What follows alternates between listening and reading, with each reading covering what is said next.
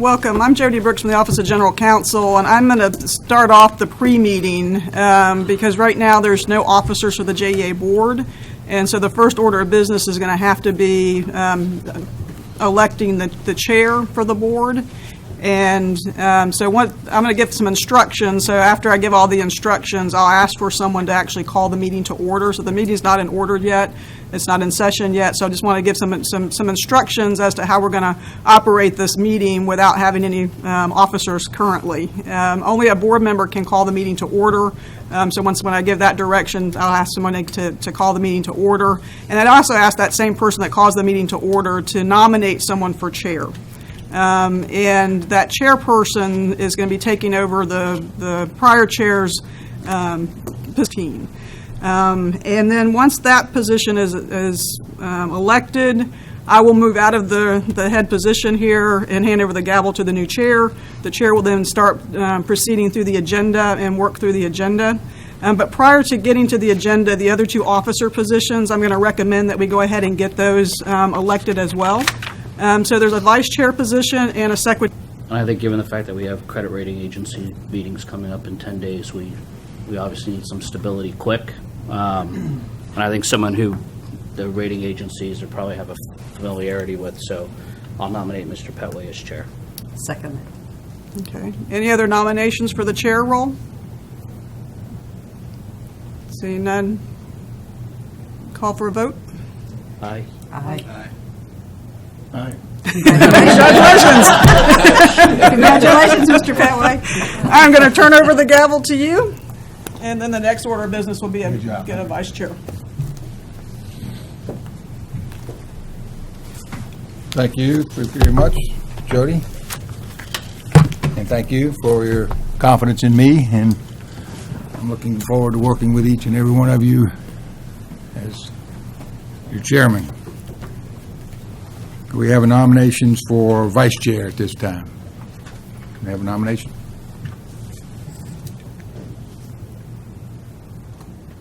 We need the vice chair nomination.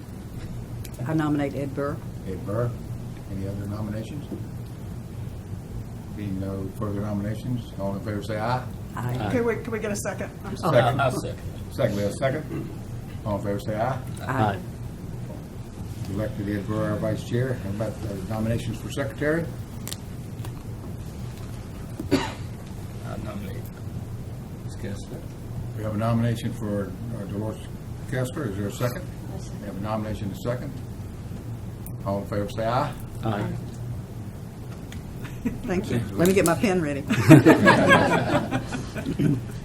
Okay, thank you very much. And that election is through March or March? It will be through the slate of officers will be elected by pursuant to your bylaws in March of 2016. Okay. What is it? What's the term? March? It's a year term, and the chair can serve for 2 consecutive years based on your current bylaws. When does the term start? In March, it would be the election of officers in March. So they take office in March. So the term starts. The term starts in March. Before we start the agenda, let me just say a few things about what I see and what I hope we'll accomplish together. I'm really pleased and impressed with the mayor's appointments to this board. I'm excited about being on the board. I'm especially excited about being the chairman of the board with the work we have to do and the people that are around this table this morning can accomplish what we need to do. I'm convinced of that, and I'm excited about working with you. I know Ed Burr had a previous meeting, and he likewise is excited about this, and I'm sure he'll be a great vice chair, and he looks forward to working with each and every one of you as well. I've known Ed a long time and worked with him on a lot of boards, and he's going to be a good board member. Just to give you an idea what I think I'd like to have in addition to the 3 officers in the coming term in the way of committees, and I'll ask you to think about it and maybe offer some input to me through through Paul, might give Paul some indications of what you might be interested in serving on in the way of a committee. I see maybe at this point 3 committees that are in place and a 4th committee that I'd like to add. And if you have some special interest, I'd like to know about that. We'll work through the committee chairs and the committee members. We have an existing finance and audit committee. We have a workforce committee.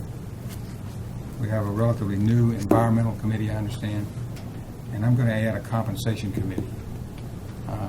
I have assumed that the compensation committee type work has been done either by the board as a whole or with some help and assistance to the finance and audit committee. But I'd like to have a new committee for that work. Any questions or comments on the structure before we move to the agenda? I think that's an excellent addition to the comp committee. Before we do move, I want to recognize our CEO and say publicly that we appreciate the work you're doing, Paul, and I'm looking forward to working with you. And I know we all have the same agenda, and that's to have the best JEA possible for our customers and for our owner, the city of Jacksonville. And I'm looking forward to working with Paul. I've worked with Paul a month or so now, and we work well together, and I'm sure we'll continue to be successful with that endeavor, Paul. I'm looking forward to it. I'd like to call the meeting order, and with that, ask you to stand and let's recognize the time of reflection before we say the pledge, please.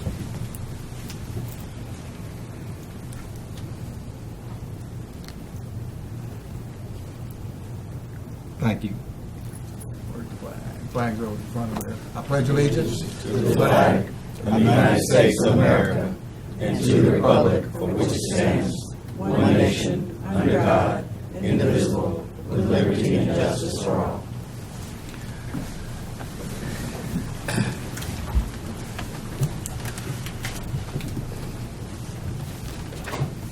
One comment before we go to the let's adopt the agenda. Everybody has their board agenda here. Item D on the under welcome of the adoption of the agenda. Could I have a motion? Move approval of the agenda. Second. All in favor, say aye. Aye. Thank you. And we'd like to have our safety briefing from our CEO, please. The safety briefing, we start every meeting at JEA with a safety briefing. It's safety is number one at JEA in terms of our values and our work. So should there be an emergency and should we be required to vacate the premises, we'll exit by the stairwell to the left of the elevators and go down the floors. We'll come out in the plaza area when we get to the bottom floors after eight flights, and we'll meet across the street in the First Baptist parking lot.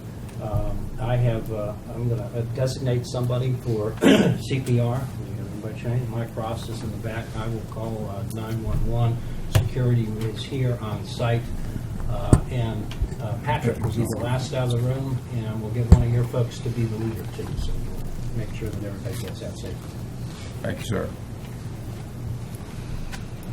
Surely no one has their cell phone on, but I'll make the announcement that we'd like for you to turn it off. Mine's in my briefcase. Before we...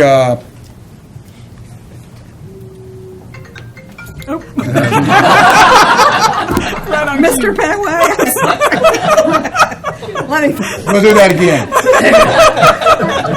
All right, we got rid of that thing. Dolores knows that I will answer her cell phone if she tells me. I know, that could be embarrassing. Sorry, Mr. Petway. Her cell phone would not ring during the meeting, I'm sure. Okay. That was mine. I apologize. Mr. Chairman. Okay. Comments from the public? Anyone from the public? We have any cards? Okay.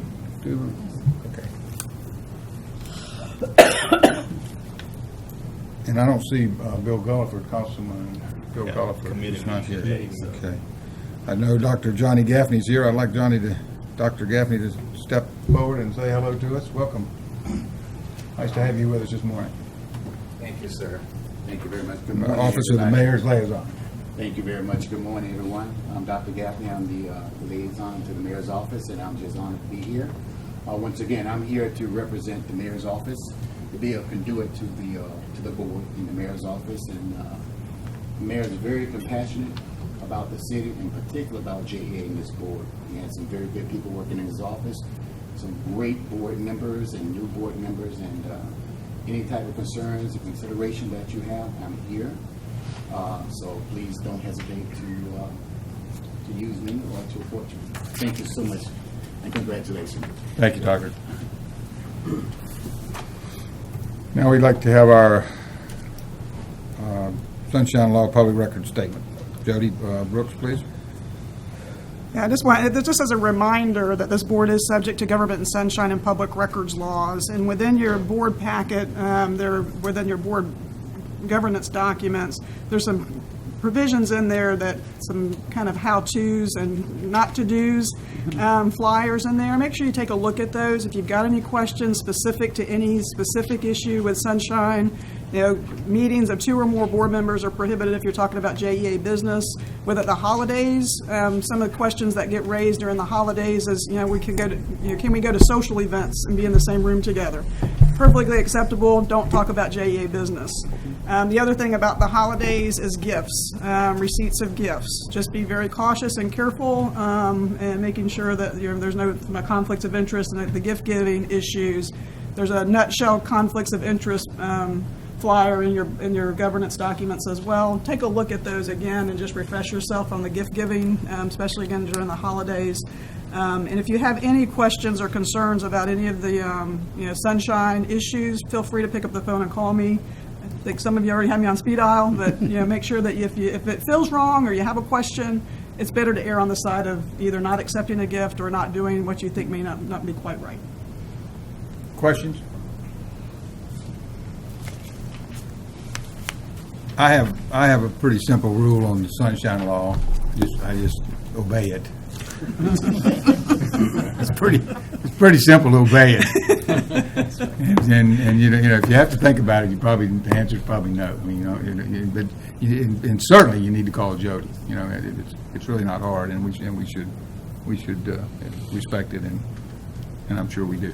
Will. I'm going to ask Jody to introduce her boss. He is a special guest here today. All right. I do have Jason Gabriel in the audience, Office of General Counsel, in attendance. Jason, Thank nice you. to have you with us, sir. Thank you. Nice to be here, and good luck, and congratulations to all of you, especially the new officers. And we're here to help in any way we can. Thank you, Jason. We know that, and we appreciate it. We appreciate Jody as well.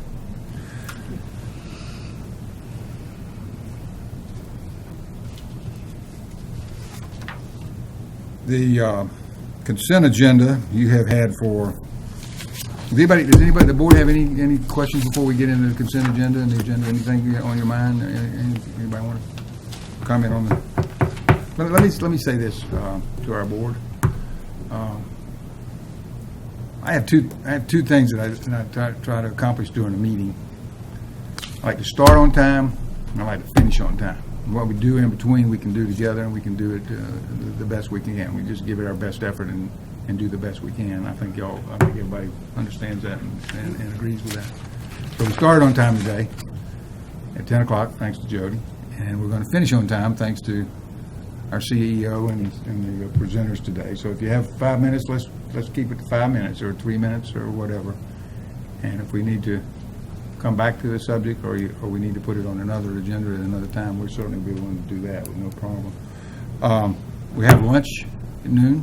Mm-hmm. We have lunch. We're going to have Just like we did. Okay. So with that, let's consider approving the consent agenda as published. So moved. Second. I have a motion and a second. Any discussion? All in favor, say aye. Aye. Thank you. We have our action agenda. Item 1 is Angie Hires. Angie is at her place and ready to go. Welcome. Okay, good morning. Thank you. Okay. In your board packets, we submitted to you for review a copy of the ASME collective bargaining agreement that was voted on November 5th, as well as the agenda item memorandum and the summary. As you may be aware, even though we're a little shy of 2,000 employees here at JEA, we have 6 bargaining units. And over the past 3 years, we have been through extensive bargaining with our bargaining units, and we have successfully secured agreements with those units.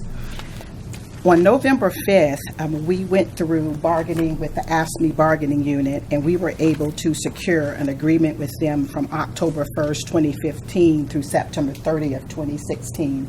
And they subsequently took that particular agreement to their bargaining unit fellow members, and they voted that on that particular agreement. What that particular one-year agreement did is it helped to put them on a time frame with the rest of our bargaining units, that they would all be on the same timetable of having their agreements expire around the same time period of the end of 2016. So therefore, we'll be going back to the bargaining table in approximately January with all 6 of our bargaining units to begin that process over. One of the things that we did as we went through negotiations with our AFSCME bargaining unit was to really take a look at making sure we were in alignment with our bargaining periods. For those of you who may not be familiar with what AFSCME is, that is an acronym for the American Federation of State, County, and Municipal Employees. Here at JEA, that particular bargaining unit covers some of our meter technicians who are out in the field who actually reads the meters. It also covers our clerical staff, as well as those employees who field the customer service calls and represent our call center area. In preparation of us going to the bargaining table with the AFSCME bargaining unit, one of the things that we do are marketing studies. And those market studies helps us know when we go to the table to meet with the units, is to make sure we have adequate information to let them know where we are as it relates to wages and base salary.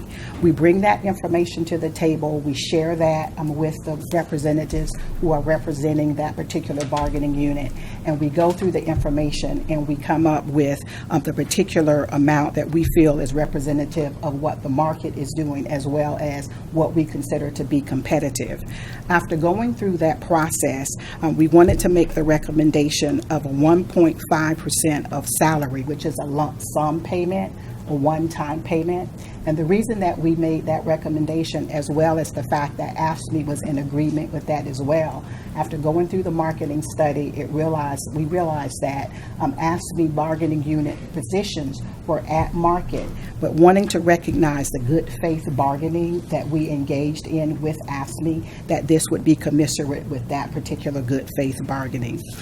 If we were to approve the 1.5% lump sum, this amount would be one time. It is not pensionable because it is not added to the base wages, and would be a total of about $170,000 total if that were approved. So we're recommending that the board do approve that one-time lump sum payment along with the $100 payment to each employee. Also, as a part of that agreement, there's some additional items. One is to standardize the grievance response timelines. That was outlined in the agreement that was redlined and sent to you. That is the legislative version. There was some fit for duty language that was added. We wanted to make sure that that was very clear to employees as they went through fit for duty exercises, that they clearly understood that, as well as making sure that language was very clear as it related to letters of counseling. So in the event there were any letters of counseling that might be issued, that there would be no such discrepancies or anything would be misunderstood. So we submit to you for approval the AFSCME collective bargaining agreement that will cover a one-year period from October 1st, 2015 through September 30th, 2016. Thank you, Angie.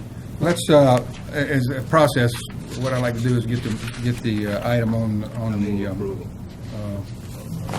a motion approved and for discussion, and then if we have any questions of the presenter, we'll do it after we get it on the. So we have a motion. Do we have a second? Is there discussion? Any comments, questions? Mr. Jones. The AFSCME group, pay-wise, is probably the lowest paid bargaining unit of the 6. Not necessarily. It depends upon what particular job they're in, and it also depends upon their longevity and the number of steps that are involved in their plan. Steps? Yes. Other questions? All in favor, say aye. Aye. Opposed, like sign. Okay, thank you. We've approved item number B1. B2, Melissa Dykes. Melissa? Through the chair, while Melissa's getting set up, just a reminder that for this board, that unless there's a conflict of interest, you must vote. You cannot abstain from voting. And just a reminder that you can't abstain unless there's a true conflict. Mr. Jones? If a bargaining unit reaches an impasse with the JEA, how do they resolve? Is it with this board or with the city council? It's with this board. It doesn't go to the council? No. This is considered the legislative body at this time for collective bargaining. I know we had some discussions with that on another unit. We were concerned it ended up being council had to resolve it. Yeah. Ms. Dykes? Thank you, Mr. Chairman. The next two agenda items were items that were presented last month for information. I presented this month for action. The first is approval of a resolution authorizing budgetary transfers. JEA's budget ordinance provides JEA with the authority to make transfers between appropriated funds during a fiscal year. In an effort to provide administrative efficiency, the board has typically delegated approval of budgetary transfers to the managing director up to $5 million. And that delegation is for a single fiscal year. It would be just for fiscal year 2016. The $5 million maximum is, with the exception of events of emergencies or year-end adjustments, where transfers would then be brought back to the board for ratification. And just for history, prior to 2008, this delegation was unlimited. In 2008, there was a $5 million limit that was inserted into the delegation to further limit the delegation. This agenda item also includes the ratification of transfers that were made during fiscal year 2015. And there's a chart showing, a table that's included in the agenda item that shows those transfers as well. Any questions on the agenda item? Could I have a motion, please? Have a motion and a second. Any discussion? All in favor, say aye. Aye. Opposed, like sign. Thank you, Ms. Dykes. Please continue. The second is the approval of a resolution authorizing a revolving credit facility for operational and capital purposes for JEA. This credit facility bolsters JEA's liquidity position. And just as a reminder, we have some credit metrics at JEA that are quite challenged, like our debt ratio. But those are complemented by credit metrics that are strong and that enable us to keep that AA credit rating, like our liquidity position or like our debt service coverage. There's nothing outstanding under our credit line our existing credit line, excuse me. It is a $300 million credit line that is set to expire within the next 12 months. This would allow us to renew the up to $300 million credit line to preserve that liquidity position. There's not anything that's planned to be borrowed against it, with an asterisk that, according to the bids we've received, there may be a small de minimis draws requirement to help the banks with some of the regulatory requirements on the bank side. Through our financial advisor, we sent a solicitation to 18 different banks looking for this credit line to be provided to JEA. We received responses from 3 banks, and we're optimistic that pending approval of this resolution, we'll be able to make an award to the winning bank in the solicitation to be able to share that with the credit rating agencies that are meeting with them next week. You have the recommended board action in front of you there. Could I have a motion, please? So moved. A motion and a second. Questions, comments? All in favor, say aye. Aye. Opposed, like sign. Is approved. Melissa?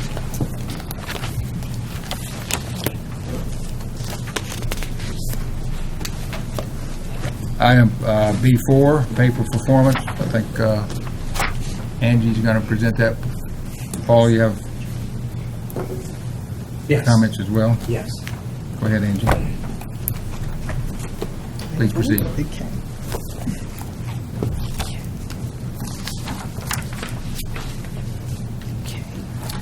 I'd like to again present some information on our Pay for Performance program, and there should be some information in your board packets.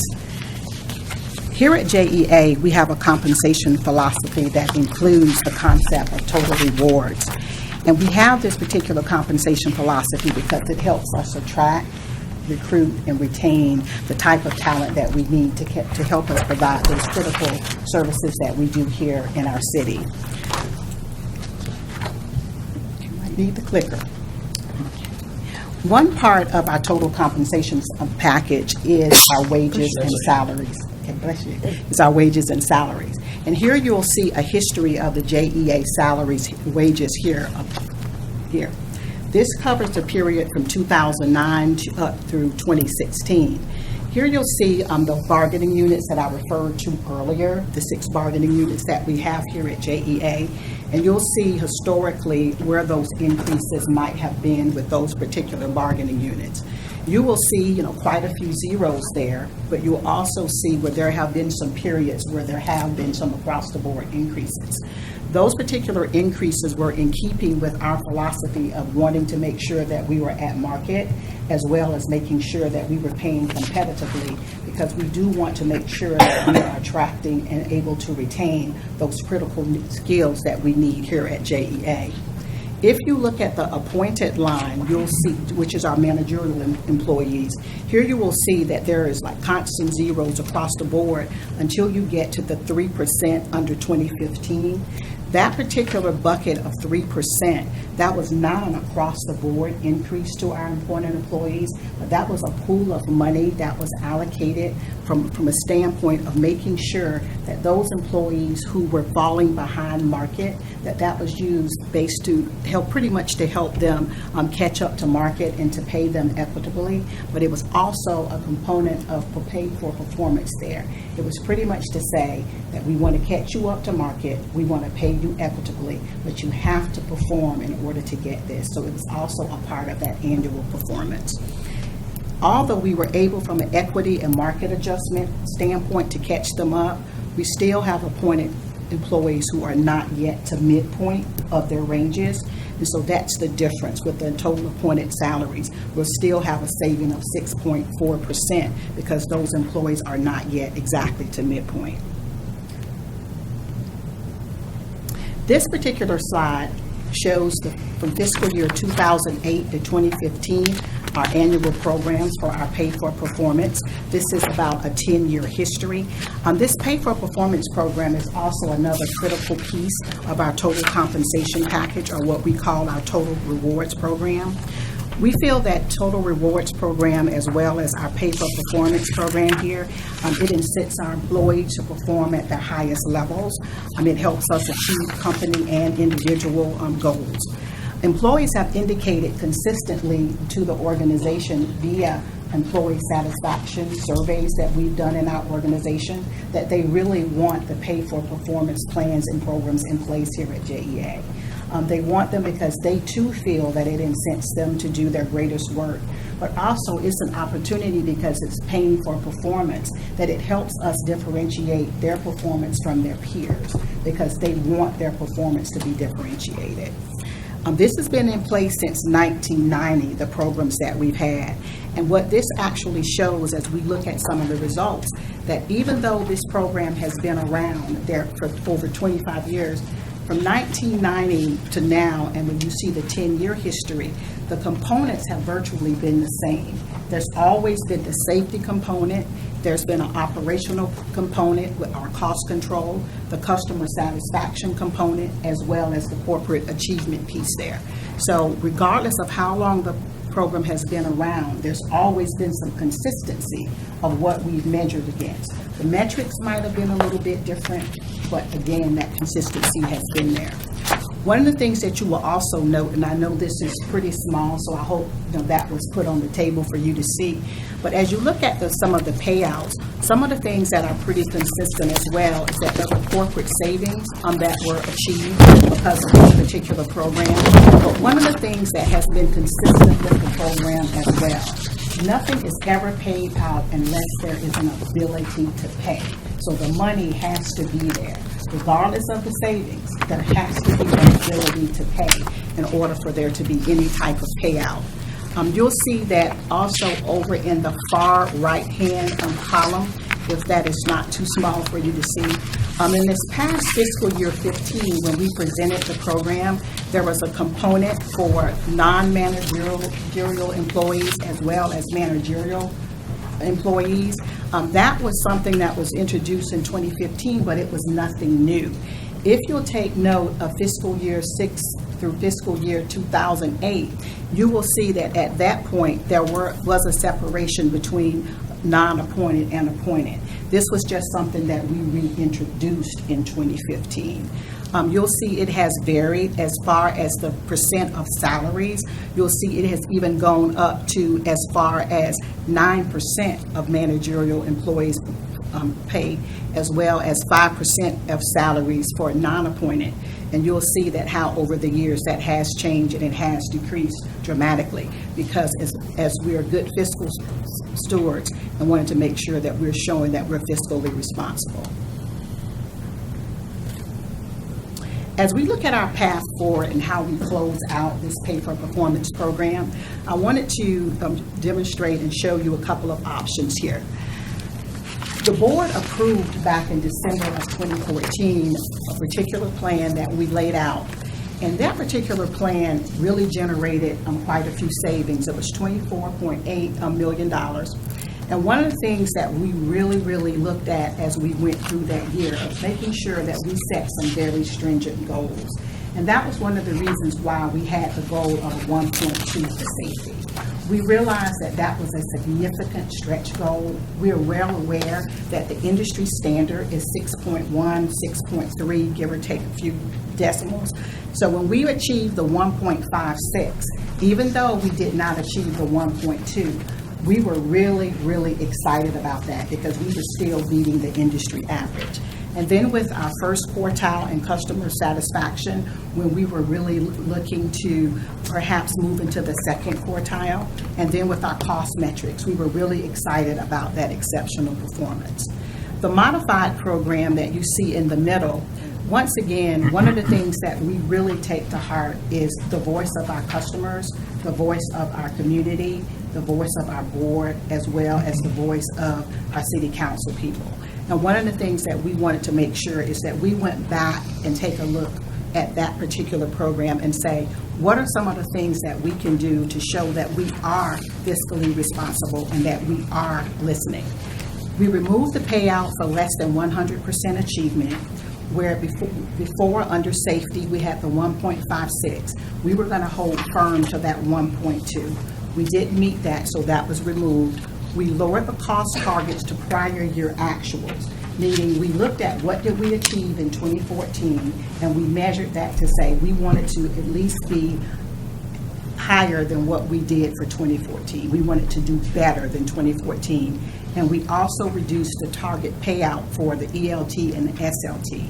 So the maximum payout was actually capped. And then one alternative is to have the board take a look at perhaps proposing another type of program or some iteration of whatever we proposed for both of those programs.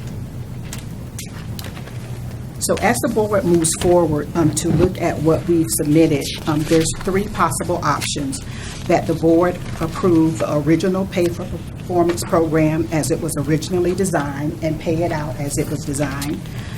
They take a look at the modified pay for performance program design and payout, or look at the alternative plan design and design a program that would be appropriate. Thank you, Angie. So we might need to discuss this before we get a motion because we don't know what the motion's going to be. Is that the way y'all see that? Correct. Okay. So why don't we discuss the three options that we've just presented? Paul, you have some additional input? Well, I think thank you, Mr. Chairman.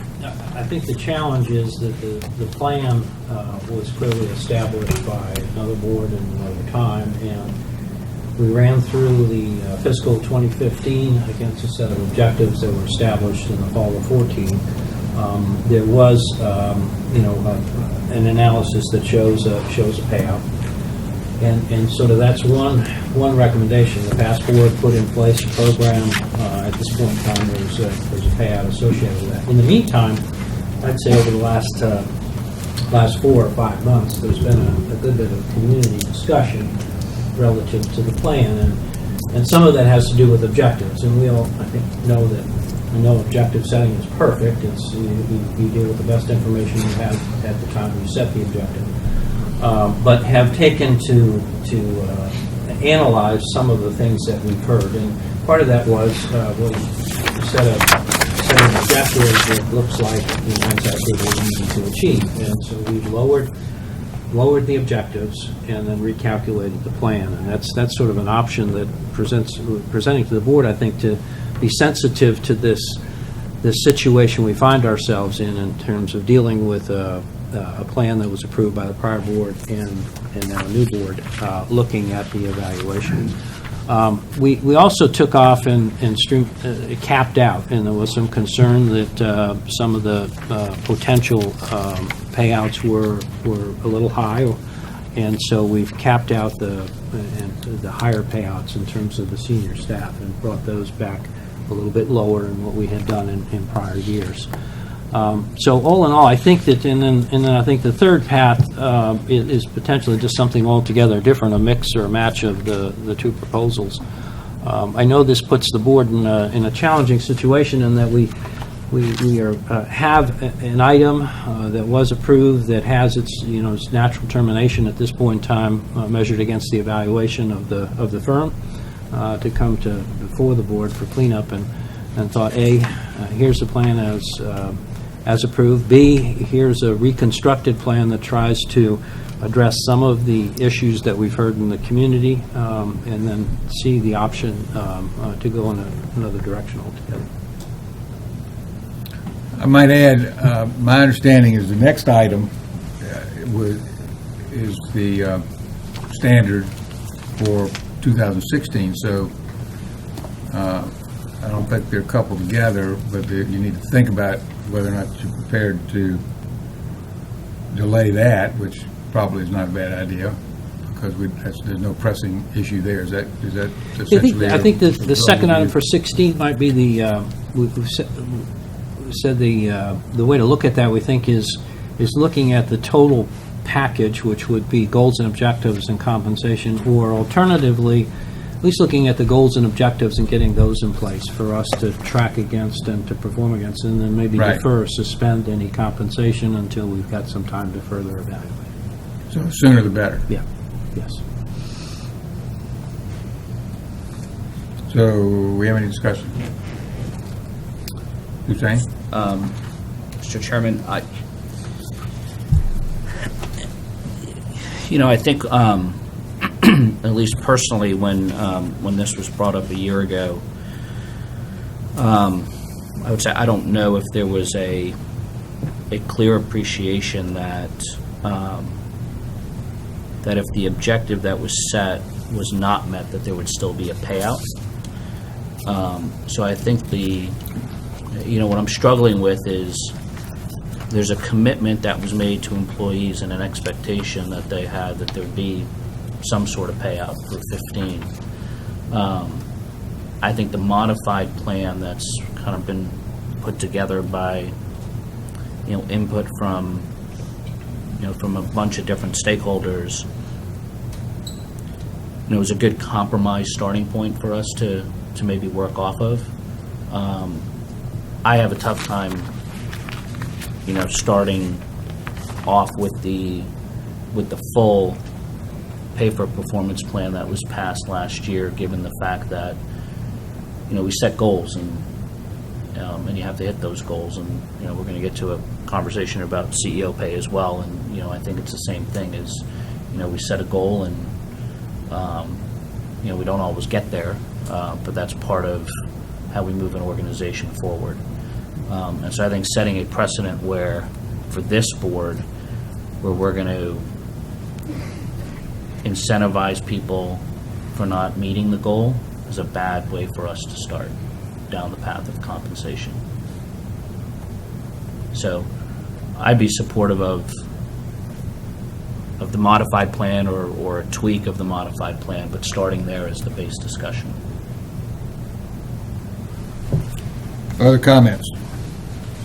I just had one question of Angie. When you were saying, and this I know is a little down in the details, and we can deal with this more as we go forward with new plans, you said that you were working from the salaries and the salary range. Are these compared to market, or the salary ranges within are set by here, or does this have any market comparisons to them? Yes, it does. It has Okay. market comparison. One of the things that we did as we sought to put together the incentive plan for JEA is we went out and we took some of the best practice models as it relates to incentive plans. We took that information and we compared them to our own salary structure. We looked at our titles and structure as it related to those, and then built the model from there. Were these public companies? Were these city-owned corporate? What were the private companies? What were they? We compared them against other utilities, both Okay. private and public, and Okay. both in our industry and outside of our industry. So it's a combination thereof. Okay, thank you.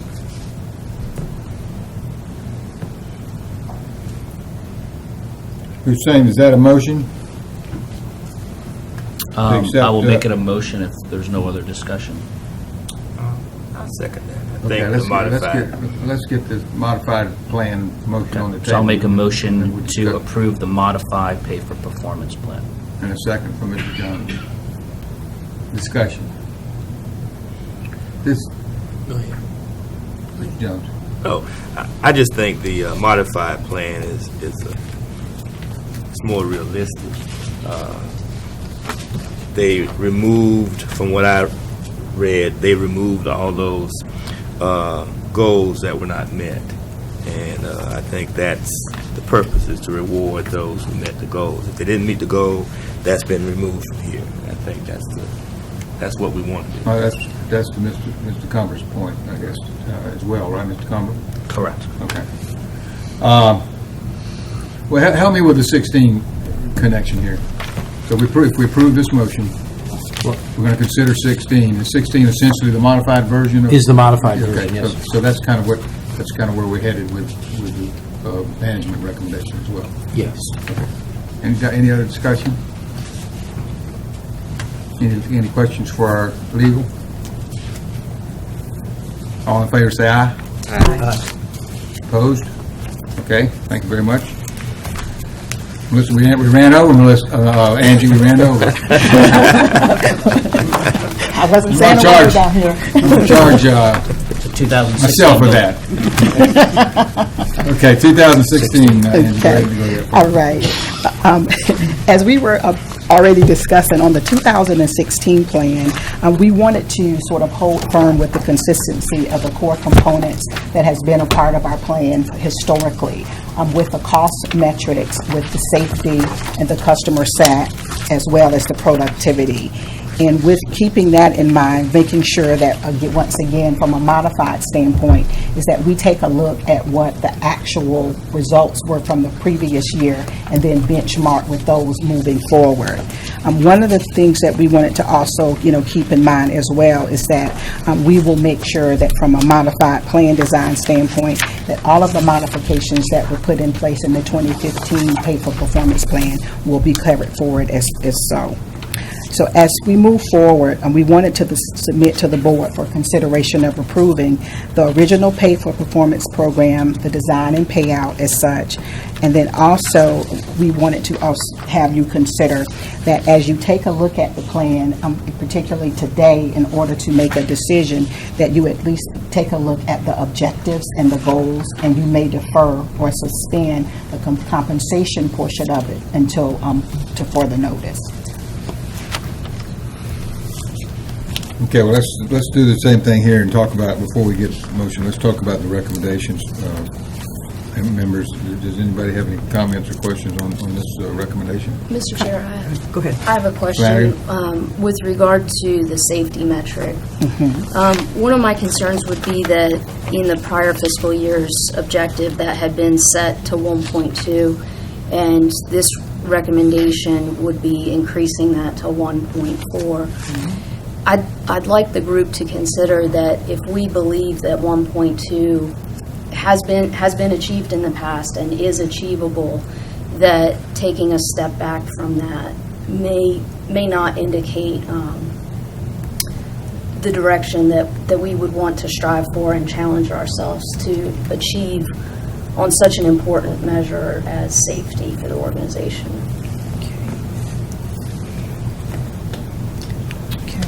Thank you, ma'am.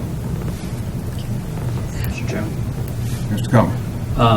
I completely agree with that from the safety perspective, and part of what I'm having trouble reconciling between the FY15 plan and the FY16 is, so for example, on the cost for an electric megawatt hour,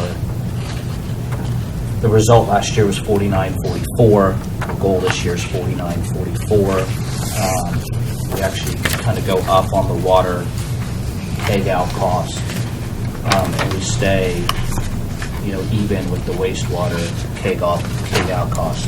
I almost feel that if we're, as you move sequentially year over year, philosophically, the way I think about it is, if you met the goal, then you beat the goal the following year by X percent, whatever that percentage is. If you don't meet the goal, then you can set that goal again for the following year, like on safety. But I think, as we're thinking about, the reality that we live in right now with revenues being flat or declining, to set a goal year over year that's flat, to me doesn't seem aggressive enough for a pay-for-performance plan. No stretch in that. Yeah.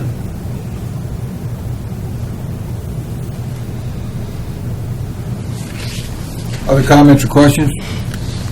Paul, what are we bumping up against here from a deadline, a reasonable deadline for this decision? Well, I think there are two things. One is just getting goals set in place so we don't get too far into the year and establish goals for a year half midway. So the establishment and agreement of the goals sooner rather than later, just because we're sort of a couple of months into the year. And then the compensation is just, and that's a secondary. That's sort of can be done at the same time or can be suspended too and reviewed at a future date.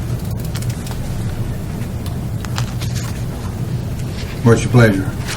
Anybody, any more input, any more comments? So ask one other question, Mr. Chairman. The other thing is there's 5, metrics here. And, I don't know if, whether it's today or in the future, and maybe it's something the compensation committee deals with is, are these the right 5 metrics for the pay for performance program? I mean, we approved FY15 because that's what was approved a year ago.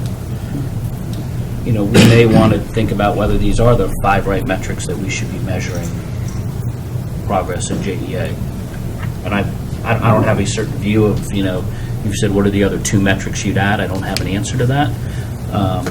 But I think given the fact that we haven't had that discussion, at least we haven't had that discussion since I've been on the board, it's a discussion worth having. When's our board meeting in January? Currently scheduled for the 3rd Tuesday, which puts it out into, say, the 21st, range of the 21st. Does that work for you if we make a decision then? Yep. Yes. Okay, let's pull this from the agenda today. We'll appoint a compensation committee before the end of the meeting. Have a chairman of that committee to work this, because I think it's important. I think Ms. Flanagan makes a good point. Yeah. And we'll get a second chance to make a first impression here, so we need to study a little bit. Okay? I agree. We'll come back to that committee forward. Where are we here? Thank you. Thank you, Angie. Be good, Angie. Thank you. Managing Director's Report. This is the Managing Director CEO performance, and Jody's going to deal with this for us. Jody? Yes, thank you, Chair, other board members. The other agenda item that we've got is to talk about the 2015 CEO performance. And contractually, there's a requirement that the board evaluate the CEO and evaluate him and can provide up to 15% of performance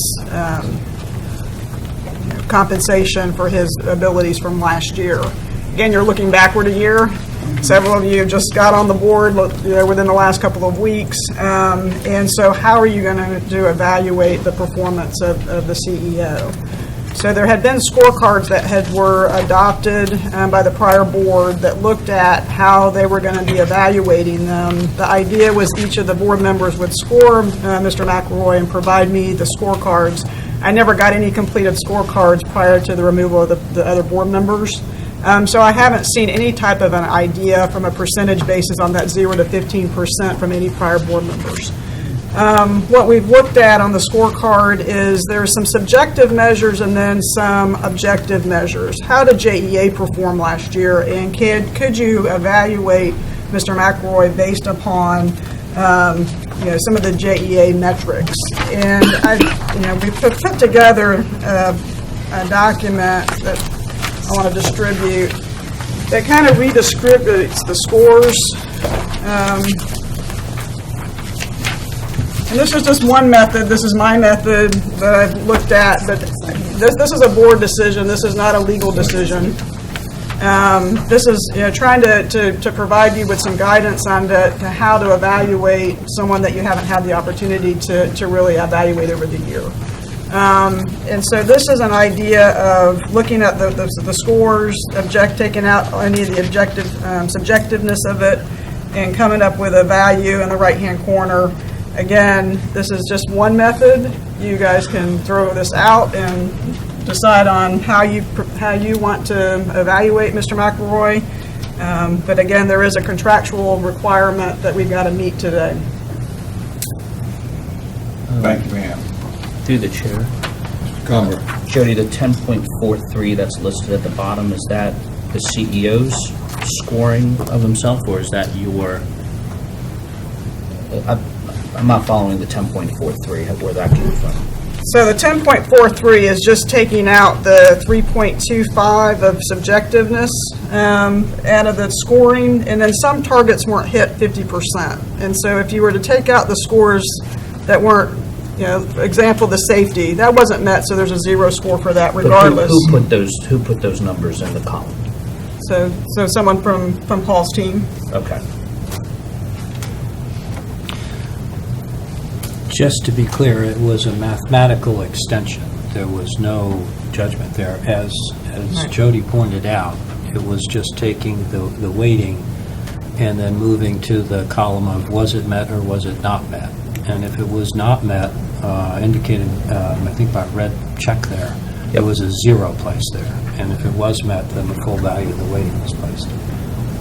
And through the chair, if you were to take all of the weight A's and the second column on weight A, if you were not to just redistribute on the subjective nature, that number would be 8.18. And so if you were to take his current score sheet and then just give zeros for all the subjective stuff, that number at the end of that calculation would come out to 8.18. So that's another idea, is to just use the old scorecard but put zeros wherever there was some subjectiveness. Again, these are just ways of doing it. This is a board discussion and a board action, but I'm just here to give guidance.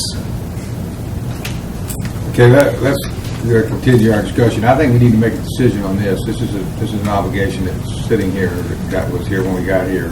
And we do have the right to change the rules about things we can't answer, take the questions away that we aren't expected to know the answers to, essentially is what you've done.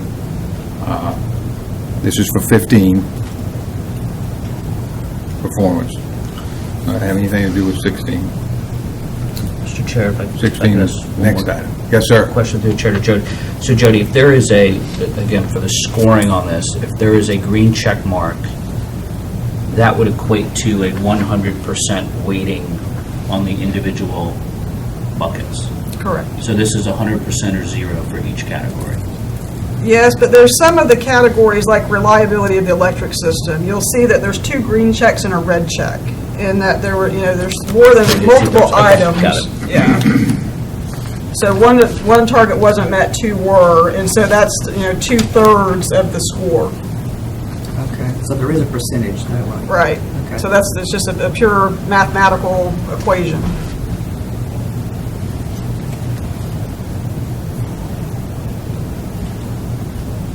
Paul, do you have any comment, input at this point?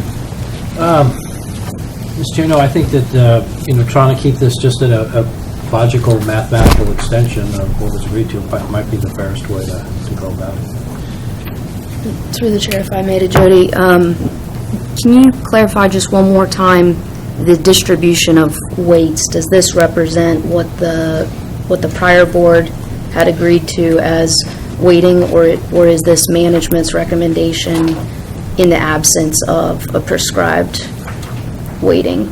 Yeah. If in the board materials, you'll see the CEO goals fiscal year 2015, and these weights were prescribed by the prior board. So if you look at the very first thing, the 1.5 weight, that was what the scoring, when I talk about the scorecards that we have the expectation of being completed, that's where these numbers came from. So it's purely that weight A is coming out of the scorecard. And then the distribution is just more of a percentage if you were to take out the 3.25 subjective number, and a reallocation of the weighting is the weight B column. And is the reallocation proportional to what the original weights had been if subjective measures were removed? Correct. Thank you.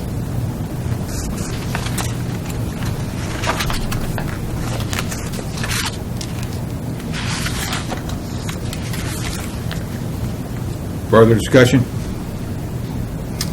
So, I mean, this is just one, I'd want to go through each one very quickly, but, so for example, under earned customer loyalty, J.D. Power CSI, Customer Service Index for business.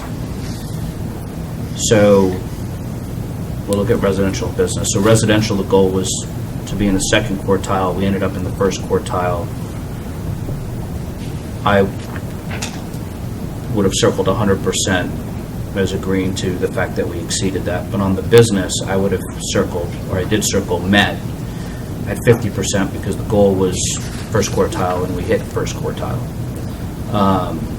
So on some of these, I'm just trying to quickly go through these.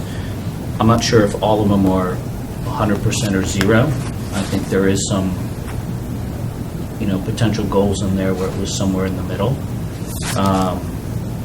And so that's kind of where my thought is. I don't think each one of these goals is set up as a 100% or 0 type weighting. And on the subjective piece, granted that's difficult for folks, but to take the economic development, portion of it. I think when we get to 2016 goals, I'll have some thoughts on economic development with respect to goals, but those have not been, I think, they would utilize that twice, Paul, this past year. We introduced 2 plans, and I think we've had 2 entities take advantage of it. So, there's a lot more work that we could be doing on the economic development side.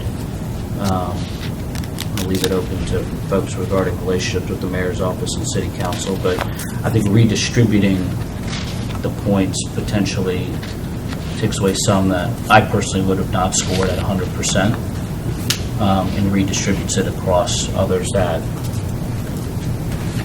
you're getting a little bit of a bump by doing that. Well, is that you foresee that as a 2016? Well, I think, yeah, but if you're scoring on 15, I would not have weighted that very high. On the economic development side, I don't feel like But that's under subjective, so it's That's not un- really scored anyway, is it? Well, Are we it- removing the subjective? That, I Well, think that's still that's- an open as whether or not we're removing the subjective. The Oh, question is, okay. are we removing the subjective and reallocating those bonus points across the rest? Well, nothing's more difficult than looking in the rearview mirror and Right. trying to figure out how we would have done it differently. And I recognize, Mr. Chairman, this is tough. It's tough to begin with. But that's why we're here, to do something tough. And we do have to respect somewhat that management and leadership were under another board and under another plan, and we can't go back and change that in any way. But we are responsible to everybody, the entire city, all the residents, to do this in an equitable, fair way. Saying we're just going to throw it all out and have no bonuses is not equitable and fair to the people who were here at the time and operating under a different board.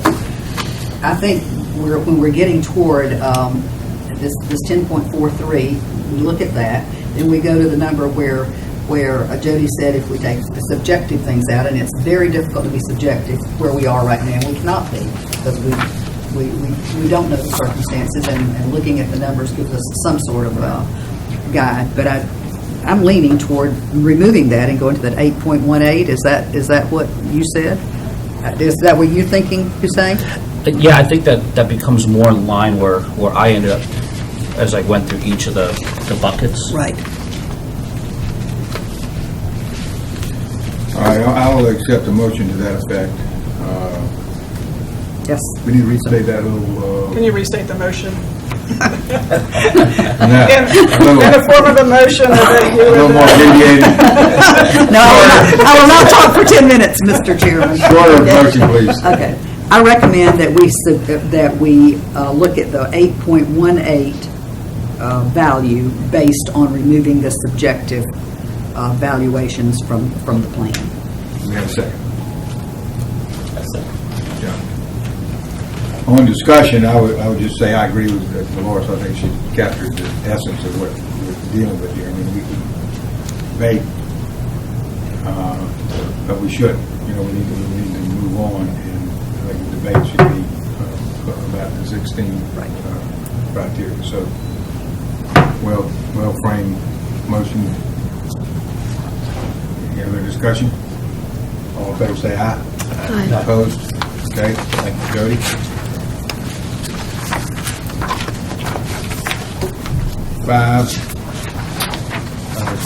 5B.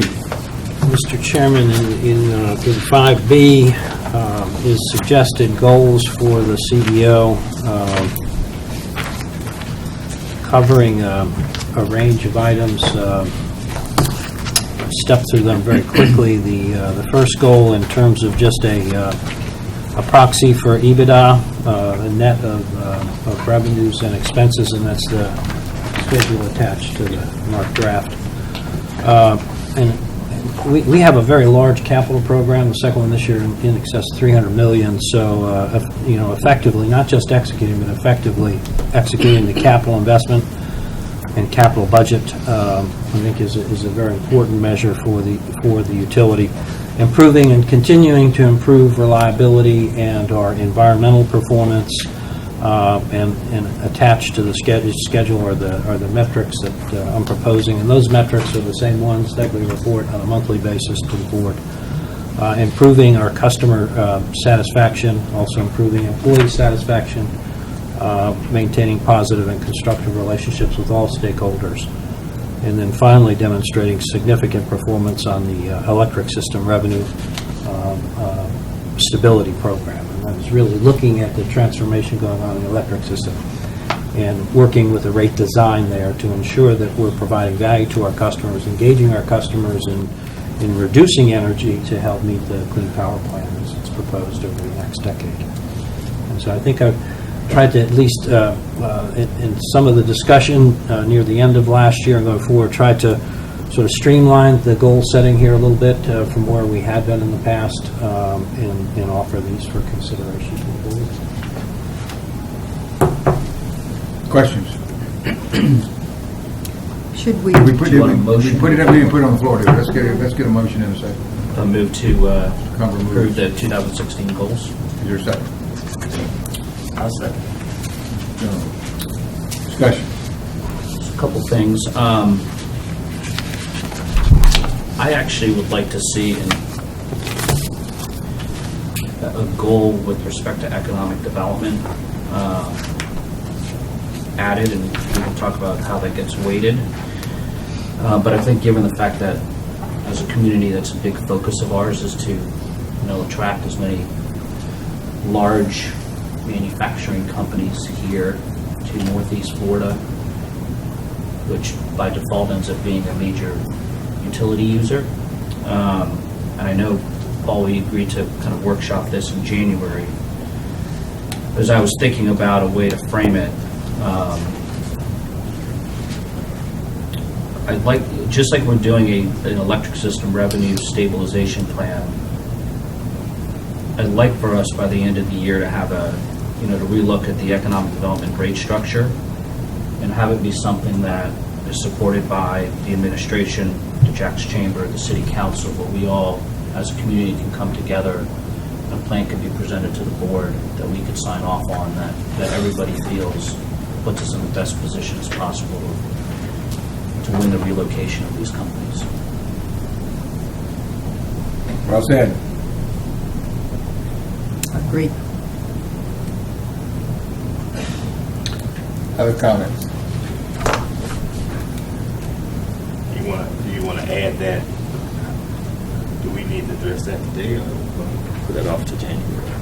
If we add the economic development component, which I think is needed, and I think it should also be targeted to areas that are depressed, areas that we have a number of abandoned warehouses that could be retrofitted with incentives that the city already provides for historic structures.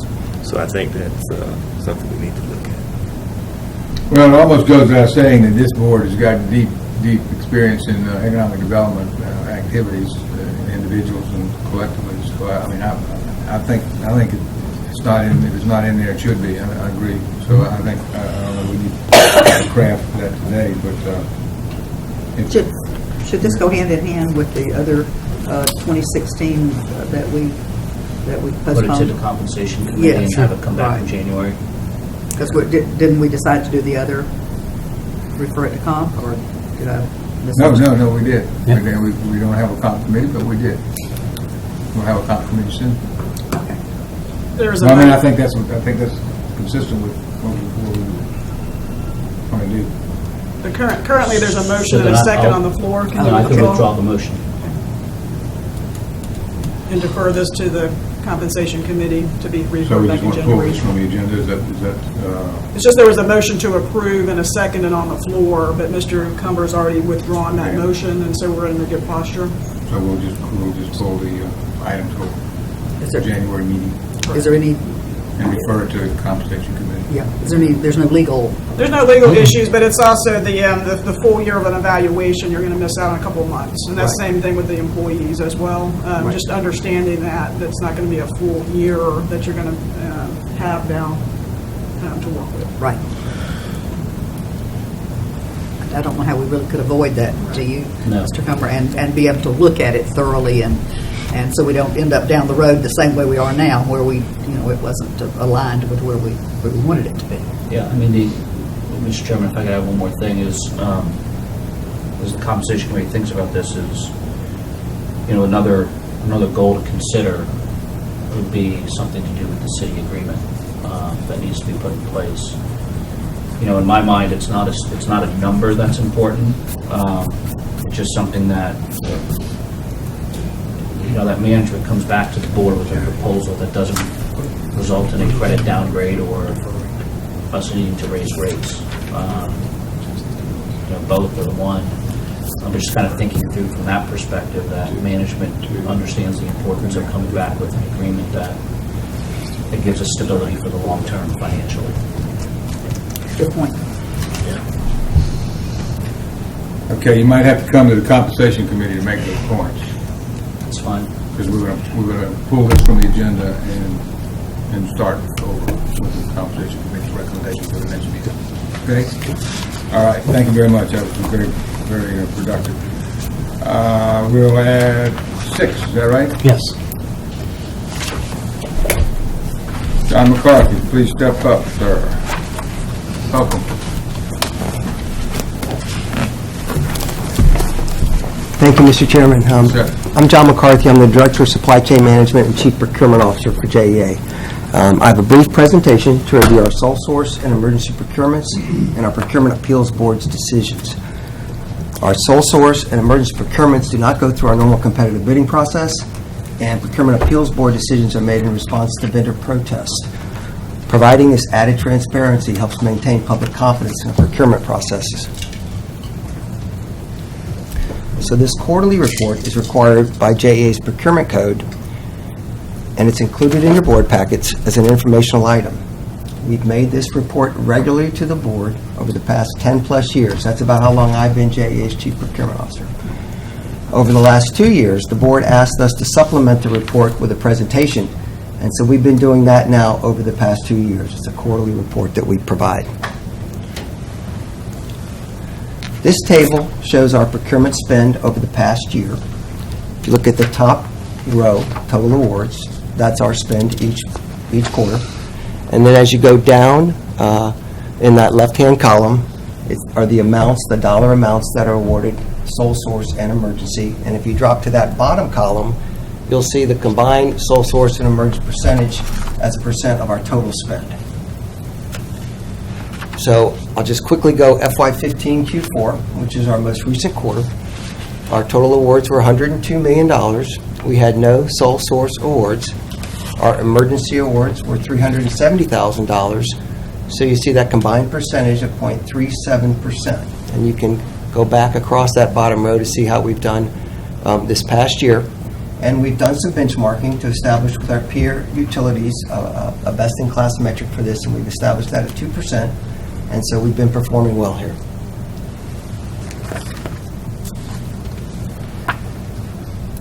So JEA uses a formal procurement process for procurements that are greater than $300,000. And we have an informal process for procurements less than $300,000. In general, there are a few exceptions. On this slide, we break out all the formal sole source and emergency procurements made over the past year. As you can see in this slide, in the current quarter, we did not have any formal sole source or emergency procurements. And in the previous quarters, the previous 3 quarters, we had 4. You can see the high-level information on this slide. We've also have more detailed information that's provided in the informational report. And customarily, I go through the most previous quarters' actions one by one during this presentation. This is a 3-year trend with the overall percentage, the combined sole source and emergency procurement percentage awards as a percent of the total awards. And you can see that we've been maintaining over the past 3 years a process that's in control and performing well against our 2% metric here. So on to Procurement Appeals Board's decisions. So JEA's vendors are provided an opportunity to dispute or protest procurement decisions. There are 2 levels of review. During the first level, JEA's Chief Procurement Officer issues a written determination in response to the vendor's protest. If the vendor accepts this decision, the protest is closed. If the vendor appeals the decision, a Procurement Appeals Board provides a second level review and issues a written determination. If the vendor does not accept the Procurement Appeals Board decision, they may pursue the matter further in court. The Procurement Appeals Board consists of 3 of JEA's GMVPs and chief officers. In my recollection, I shared with you, I've been on this job about 10 years. We've been taken to court twice, and in both times, JEA was correct. Won both times. We also don't have a lot of Procurement Appeals Board's decisions. Over the past 2 years, we did not have any. But during this past quarter, we actually had 2, and I'll go over those briefly on the next slide. So you see 2 projects up on the screen. Both of these projects are wastewater construction projects. For the Mandarin project, the low bidder did not meet the solicitation requirement to use a JEA pre-qualified company for specialty subcontracting work, and they were disqualified for this reason. Pricing from the other bidders was significantly higher than our budget estimate. So we went in and looked at the technical spec, made some improvements. We rebid we rescinded the solicitation, rebid the project, and it came in on budget. For that second project, for Ponce de Leon, the low bidder did not meet the Jacksonville Small and Emerging Business subcontracting goal that was in that solicitation. They also didn't provide any good faith efforts with their documentation. So when companies don't meet it, if they can show they tried and it wasn't there, sometimes we'll let them in. So in this case, we disqualified them. The second low bidder was less than 2% higher in price. So we made that award to the second low bidder in that case. So Mandarin was a $5 million project. Ponce de Leon was a $2 million project. And the PAB, the Procurement Appeals Board review, upheld the Chief Purchasing Officer's earlier decision. And in your report, there's more details on these items as well. And this concludes my presentation. Are there any questions? Questions of John? Thank you, John. Thank you. The action required is There's no action required. That was information only. information on it. Thank you, John. Read that. Well done. Keep up the good work. Okay, item 7. Brian, welcome. Good morning, Chairman, members of the board. A lot of good discussion this morning on performance objectives, and many of which are included in the operations report that we produce monthly. This is a joint product from Monica Whiting, Brian Roach, and myself, so I'm going to start off this morning. And each month, first thing we look at is JEA safety. So this is our corporate performance. Sorry, the key indicator is recordable incident rate. So OSHA determines and sets what type of injuries are recordable, and the rate is per 200,000 man-hours worked. So for JEA, a 1.2 rate corresponds to about 24 injuries a year. So to kind of convert the index into a easier to understand number, which is about 2 a month. So you can see we finished up, we've been running about 6 years in that 1.5 to 2.0 range. Last year we did a little better at 1.56. The previous year was up at 2.29. With 1 month of data in this report is as of October 31st of 15, of course. We had 3 recordables in October. That gives you a rate of 1.75. We've actually had only 1 this month, and this is the last day of the month, so that should put us at 4 year-to-date or around that 1.2 bogey. Some things we're focusing on this year include complacency, hand and finger protection, strains, sprains, trips, new employees, 0 to 5 year employees, and the proper use of PPE, personal protective equipment, hard hats, glasses, gloves. This shows our unit sales for electric. For our industry, an unprecedented decline, contraction in unit sales. We in 07 we were up over 13 million megawatt hours, and right now we're running about 12 million. So we've lost 1 million per year. About a 6-year decline there, and then essentially leveling off since fiscal year 12. An uptick in the last couple of years, but we think that's mainly due to weather. So this is the effect. It's obviously it was the recession set us back, but really the underlying impact of energy efficiency and conservation that's just continuing to grow. So at this point, we are growing in terms of customers, meters, accounts, but with the continued improvement in efficiency and conservation, we're basically thinking that weather adjusted, we're going to be flat at about 12 million megawatt hours per year. You can see we've had a mild fall first quarter. October was 2% less than the October previous year, and we expect November to be the same. Taking a look at a couple of our performance objectives: electric system reliability, power quality, and reliability. From the customer perspective, a big component of J.D. Power. We look at outage frequency, we look at outage duration. You can see that those have improved quite a bit. Lower is better over the last 6 to 7 years. In English terms, so the outage frequency 1.7, that means is that a typical JEA customer sees 1.7 outages a year, and these are extended outages, a minute or longer. Some see 0, some see 1, some see 5 or 6, so just that's the average point. The outage duration is the accumulated minutes out. So the typical JEA customer has a power outage for 97 minutes per year currently. How long? 97. We also track and report on transmission line fault frequency. These are the number of T-line faults per 100 miles of T-line. We have about 1,000 miles of transmission. Transmission is the higher voltage, the taller structures, 69,000 volts and up. And then we've also begun, over the last couple of years, tracking semi-5 customers experiencing more than 5 outages in a year. And again, these are extended outages. In the state of Florida, the PSC requires IOUs to track and report on this. We're the only public power utility in the state, one of the few in the country that are measuring this.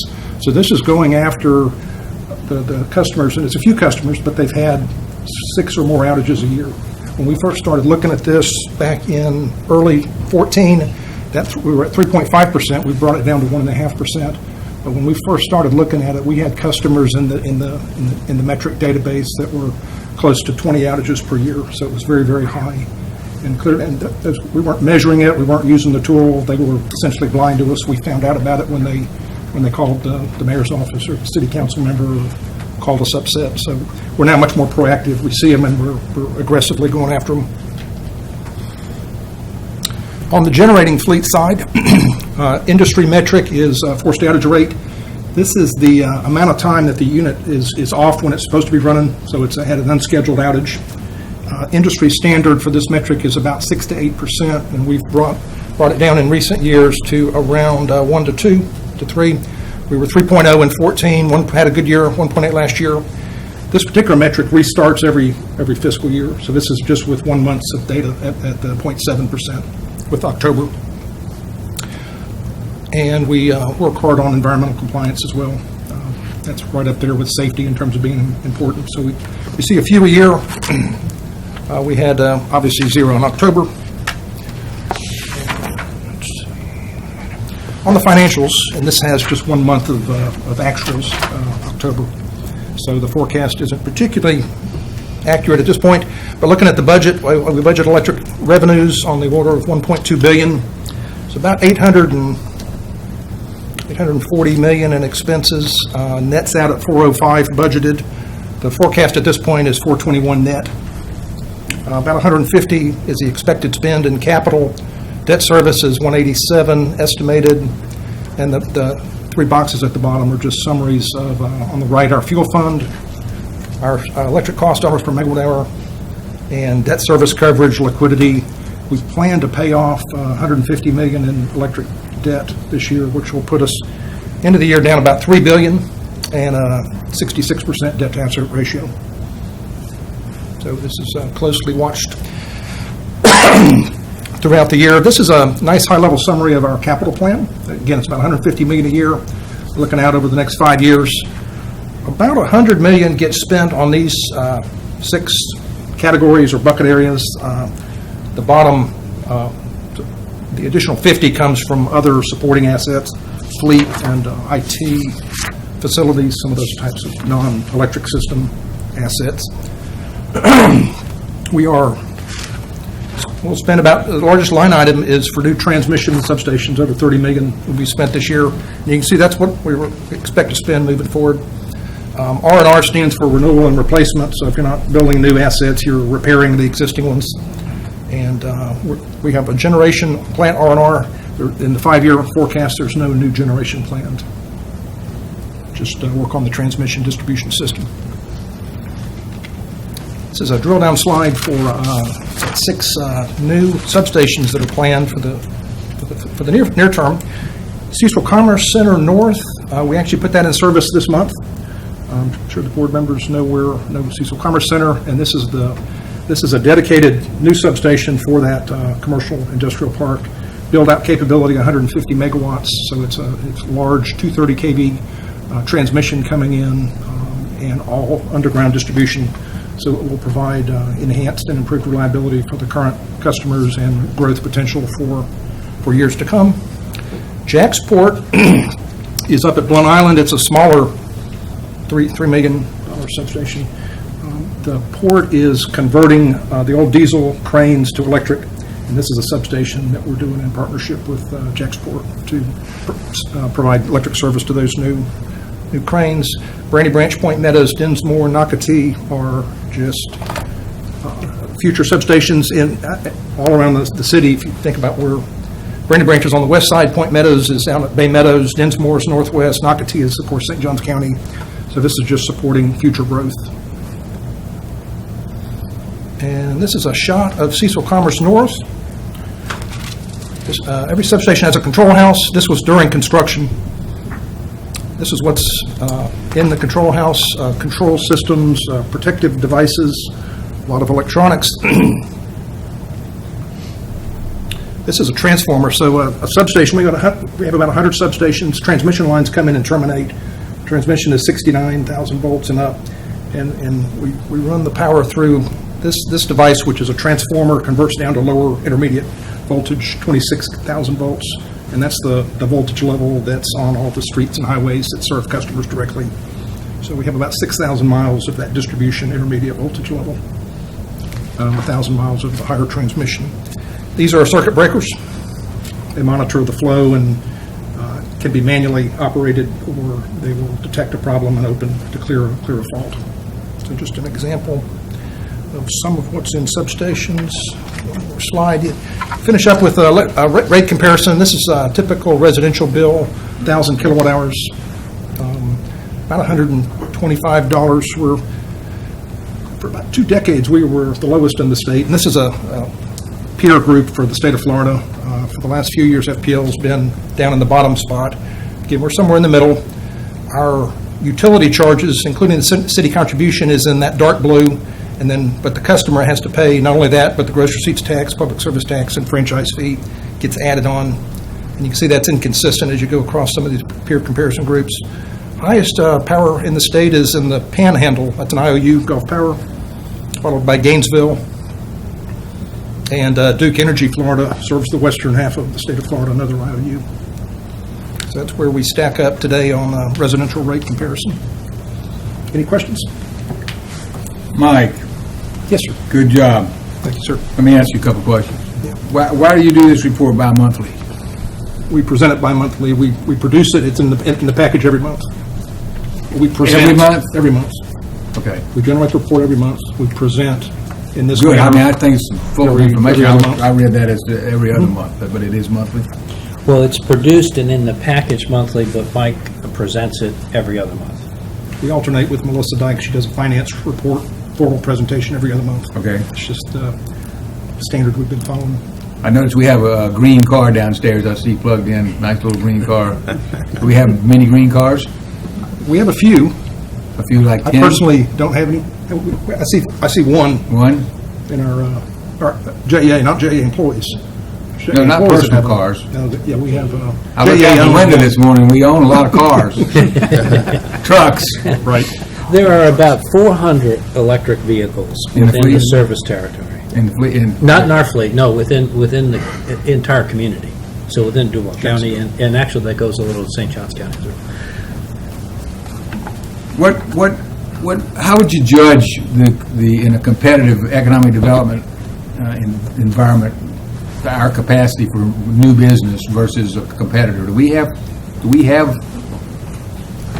something to sell that other people might not have? Is that the way that gets measured? We certainly have developer-friendly policies and procedures. We work closely with Jacksport and the state of Florida.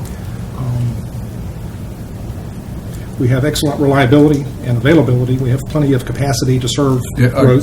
Are there people that don't have capacity that we might be competing with, or is that just not Every utility is in a different place in terms of capacity. Some are short and having to grow. Building a substation like Cecil Commerce Center, 150 megawatts of capacity. Right. We've got plenty of, so it's both at the generation level and at the substation infrastructure. Yeah. Our rates are in the middle of the pack. Obviously, electric rates are an important component with economic development. We're in the middle of the pack. Final question. Tell us why somebody would want to cause themselves to have 20 outages. What in the world is that about? trees, animals, deteriorated parts of the system that we're behind maintenance on, a variety of things. We have But the user, you hold the user responsible for those outages? No, these are our outages. Okay, I misunderstood you. I thought we had people that were abusing outages. No. Okay. No, Trees, that's our fault. we strive for perfection, and some of our customers were seeing 20 outages in a 12-month period, where JEA failed to deliver I got you. electricity. I misunderstood. Yeah, no problem. Okay, Mike, thank you very much. One question. Mike. Just one question. How secure are these? I know in this day and age with things happening, how secure are these substations? Extremely secure, both on the cyber hacking side. Every substation is remotely monitored and controlled from our control center out on the west side, 295 and I-10.